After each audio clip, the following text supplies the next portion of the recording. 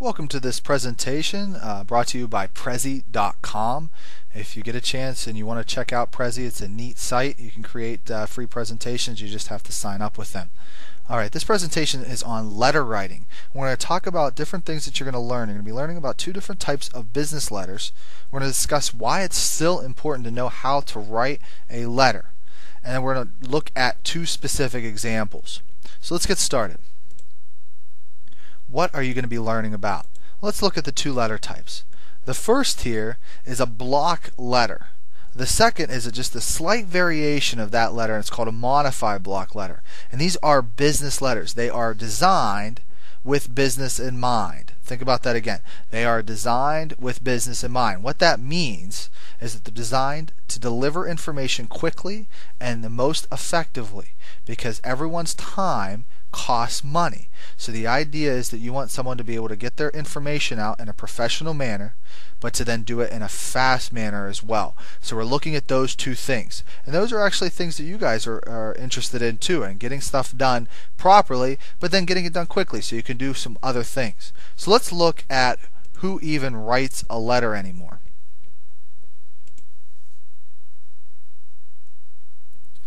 So looking at or understanding how to write and format a letter can be very, very helpful to you. The first bullet I have there is to get an interview for a job. It might not just get you a job, but the idea is to get into an interview. And what's an interview? An interview is a chance for you to sit down with someone who would hire you and pay you to do a job, or to perform a series of jobs, and they're going to reward you by paying you a certain salary, or they're going to pay you for every hour that you work. Getting that interview is very important. They're not going to interview every single person that applies for a job. You have to set yourself apart, and being able to write what they call a cover letter is a powerful way to get you a chance to sit down and talk with someone about why you are the best person to get a job. Remember, in an interview, you have to sell yourself. It's very important to say why you would be better at that job than the person maybe sitting next to you, to your left or to your right. It's very important. It's very competitive. Knowing how to write a positive letter gives them a good first impression when they read that, because you don't get a chance to meet them before the actual interview process. The next thing is to express your opinions. This is something called letters to the editor, and this is very popular either with your parents or even your grandparents, in which they used to express themselves by sending in a letter to the newspaper. Now that's changed a lot. Why? Any idea why people might not send as many letters to the editor? Or why you might not even have ever heard about that? I hope you're thinking about the internet, because the internet has definitely changed how humans, or how we express and interact with each other. No longer do we need to send our opinions to a paper and have them print it.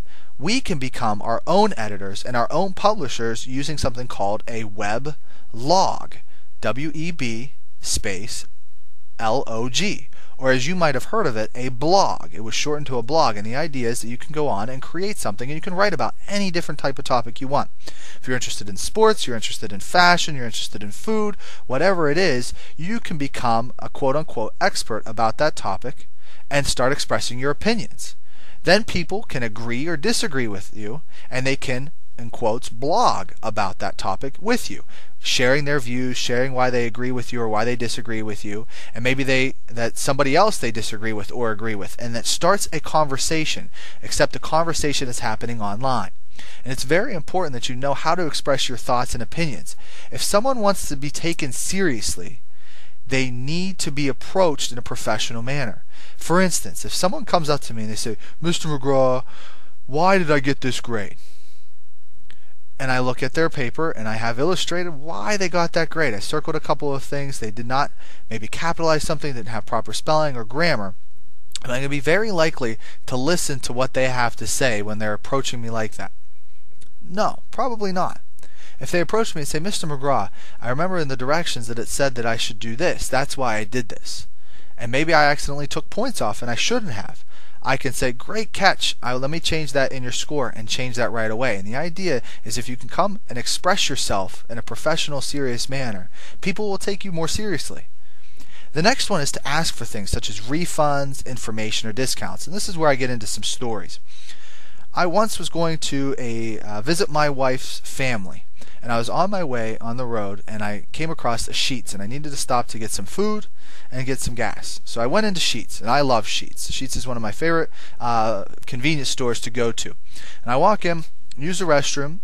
The restroom was kind of dirty, and normally in Sheetz they're not. They're very clean. So that was kind of one of those things where you just feel a little uncomfortable. Then I went to get and order some food. So I placed my order at the touchscreen. And I can actually remember the time when Sheetz was first around, there was no touchscreen. You actually had to hand write your recipes and submit those. Now they had this touchscreen since I was your age. It's been a long time. So after I submit my order, I go in to get a fountain drink. So I go up to the fountain machine and I try to get some Diet Pepsi. And I put my glass under, and it comes out that kind of clear color. It wasn't very dark at all, and I could tell that it wasn't mixing properly. And if you know how that's mixed, there is this big box of really thick syrup, is what they call it, that is Diet Pepsi. It then gets mixed with something called soda water, and that's what makes it all fizzy. And you combine those. Now if the syrup isn't there, or if it's almost out, it doesn't combine correctly, and then you don't get your drink to taste the way you need it to taste. So I just dumped out what I had, and I went to try Diet Dr. Pepper. It was also empty. So then I wanted to go up and say something to somebody so that they could change that syrup. So I went up and I said, "Excuse me, could I get your attention for just a second? The Diet Pepsi and the Diet Dr. Pepper are both empty." And the lady looked at me and she said, "I don't have time to get those changed." And now that was a really rude response for someone who works there and should have the time for me, because I'm the customer. And it's important. I'm trying to spend money at their business, and they should make every effort to make me happy, or you happy when you're a customer. So I just said, you know what, that's fine, and I just walked away, and I went and got a bottle of Diet Pepsi. I went up to the cash register, my order was ready, I grabbed my order, went to my car, I got to my location, and I got out my order. So I'm looking through, and I had ordered one of the sub sandwiches, and I noticed that it was made incorrectly. So not only did I have a bad experience with the people there, but then they didn't even make my food correctly. So I decided to sit down and I typed out a letter, and I emailed a letter to Sheetz Incorporated, and their headquarters is in Altoona. After emailing in that letter, I got a notification sent to me saying that they apologized for the inconvenience I had, and that they would see that it was fixed. So now they would see that if it was fixed. So I didn't know what they meant by that. So I waited a couple days, and in the mail I got a letter from Steve Sheetz, who is the president and CEO of Sheetz Incorporated. And it stated in there that they were very sorry for my experience. Not only did they apologize for the experience, they said they pledged to make that situation never happen to anyone else again, including myself. And inside of it included a $50 gift card. Now I know what you're thinking. You're not going to go home and make up a story and complain about Sheetz to hope to get free money. That's not what I'm telling you to do. What I'm telling you is that in a situation in which you were right and the company was wrong, if you ask in a professional and serious manner, they might make that situation up to you. The idea is that you really need to learn how to present yourself in a professional manner. Same could be said for asking for information from someone. It's a lot easier for someone to find information for you if you ask in a polite manner. The next thing is to ask for discounts for things. And this is another good story. A student, and I forget which university or school he was in. He was in a high school. And he was in his senior year. So he's in 12th grade, and he wanted to take a film class. He was really into creating movies. And there's a program for Mac or Apple computers that's called Final Cut Pro. And the newest version at Final Cut Pro, I think it was 2 at the time. I think they're up to 4 now, but it was 2 at the time that he sent this letter in. He wanted to buy that software. So he worked all summer, and he only made enough money. He made about half the cost of the software. And he noticed that on the site that they would give a discount to anyone who was a student in college. But he wasn't in college, he was only in high school. So his letter said that I had enough money, I raised enough money to buy the software, and it was a little over $1,000 for the discounted version. The full version was a couple $1,000s. And he wrote the letter in asking if he could just buy the software for the student discount even though he was not in college. Not only did he get a letter back from them saying that he could do that, but instead of charging him, they just sent him the software and a brand new computer absolutely free for the letter.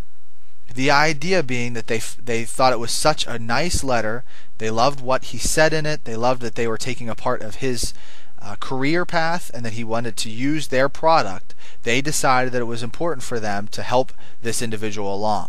So you can see with these illustrations, this is a very serious thing, and the better that you can come across to somebody, you never know what can happen from those experiences. So let's look at some of the letters we're going to be looking at or talking about. So the two types of business letters, and there's a bunch of different types, but these are the two most important types. The first, as I mentioned earlier, is a block format. Block aligns everything into little blocks. You got it. All the blocks are to be aligned to the left of the page. Now what I mean by the left of the page is if you reach your left arm out and grab the left side of the monitor, that is the left side of the page. Alright, not the monitor facing you. So you just grab your left hand, grab the side of the monitor there, that's the left side of the page, right over in here. Now notice a block. What do I mean by a block? Well, notice this is a block. Everything is aligned right here. This would be a block of information right here. So this is how a block letter is going to be formatted. There is no indenting. There's no tab key on a new paragraph. There are only blank lines between some of your information. Let's look at the second type. The second type is called modified, and the word modified just means to be changed. So we're changing something about a block formatted letter. So modified block still aligns everything into blocks of information. However, two of those blocks are indented to the 3.5 inch mark, and the idea behind that is they're moving information that's not necessarily very, very important for the person reading the letter, and they're prioritizing or making more important other parts of the other blocks of the information. So the person reading the letter can look right to the left and see the most important things that they need to about that letter. So let's look at some examples. The first is the block letter, and what I want you to notice here is I made this picture much bigger than the sheet of paper. This black line is the actual sheet of paper. Okay, so now we can see all the different parts of it. So you notice right here at the top, this area right here is called a letterhead. This goes at the head or the top. Think about your head being at the top of your body. Same thing with a letter. Okay, this is the letterhead, the top of your letter. There is a 2-inch top margin. I want you to say that to yourself. 2-inch top margin. 2-inch top margin. 2-inch top margin. Yes, I just repeated myself that many times, but now you understand that there is a 2-inch top margin. Okay, inside that top margin is a letterhead graphic, and you'll be using these graphics and actually creating your own as part of your project. You'll be creating it own for your own business, and your business name will be here, and you'll have some other information. You have your street address, city, state, zip code, your phone number, and an email address. In addition, you can jazz up your letterhead by offering in pictures relevant to what your business is about. So this would be maybe for a bakery because they have different types of baked goods here. Now, after your 2-inch top margin, you'll notice the first line that's there, this is the first line we're actually going to type in, is the date. This is the date you're going to mail your letter. Below this, you're going to hit enter 4 times. Now here's the confusing part. If I hit enter once, I'm going to be about right here where my mouse is. Hit enter again and I'd go right here. One more time and I'm here. That's 3. But I told you to enter 4 times. 4th time is going to get me to this line. That's where you actually start typing your next line. That's called a quad space. There's 3 blank lines. 1, 2, 3. And then on the 4th line is your actual title. Below that is the person's title of themselves, what they do. So Mr. Anthony Bauer is the manager of Frosty's Cool Appliance Service and Repair. So this is him, this is what he does, and this is where he does it. Next is where it's located. This is the street address, 4568 Fix-It Lane. Below that is the city, state, and zip code. So we have Pittsburgh, PA 15201. We then get into another blank line and the next part, which is our greeting or salutation. We have Dear Mr. Bauer, followed by a colon. That's what that is right there. 2 dots, a colon. All right. This is called mixed punctuation. There will be a colon here and a comma here. All right. So there you go. Comma, colon, colon, comma. So now we have that. Make sure you understand that. So now we had our inside address. We have our greeting and salutation. This is our letter body. And remember, you can see all of these different blocks all aligned up on the left. Then you have your letter body. This is where you're typing out your important information. Maybe your phone number, what the problem is, whether you're going to, when to contact you, when you'll be available, all of those things.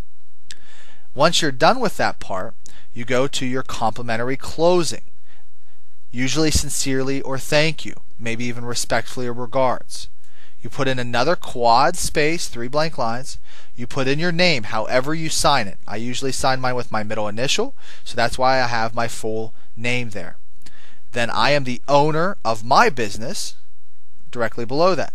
Now we skip one line and we go down to this next part. This is called an enclosure, and I'm putting in that I enclosed, meaning I'm including a photo. So if I go to mail something and I include something with my letter, if they open up a big envelope and somehow they don't pull out that picture, if I don't make any reference to that photo on my letter, they might just disregard or throw away that envelope.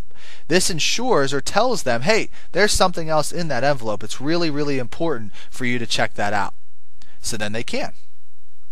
Now, scrolling back out, you can see here that the rest of my margins are at a 1-inch mark. So that would be the sides here, left and right, and then the bottom as well. Now, your bottom might be bigger than 1 inch, but that's if your letter goes longer. So if your letter would go on to 2 pages, that's where you would want to have that 1-inch margin. Okay, so that's the general gist of a block letter. Let's look at a modified block. Remember, block, every single thing is aligned here. Looking at a block letter, or a modified block letter, excuse me, we can see the 2 things that are moved. The date here, leaving the inside address on the left-hand side, and then all the way down at the bottom we have our sincerely, complimentary closing, and our name again. You notice that these are all aligned. This has been moved over or indented to the 3.5-inch mark. Nothing else is changed. Everything else is the same. So your letterhead's still at the top. Your date is still down 1 line below that at the top of our page as well, except it's moved over to 3.5-inch mark. It's still a quad space. This time the inside address is still right over here as well.